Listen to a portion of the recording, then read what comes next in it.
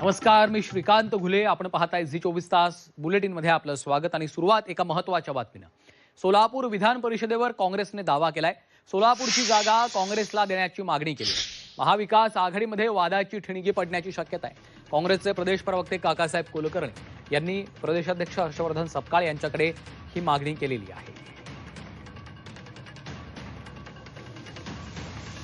सोलापूर जिल्ह्यातील काँग्रेसची राजकीय समीकरणं बघता निश्चितपणे काँग्रेसची ताकद ही महाविकास आघाडीमध्ये मोठी आहे.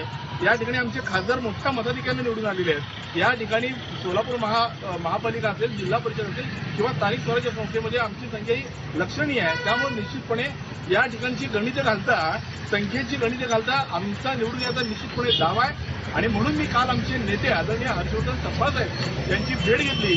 मी आकडेवारी त्या ठिकाणी दाखवून त्यांना सांगितलं की ही जागा काँग्रेस निवडून येऊ शकते.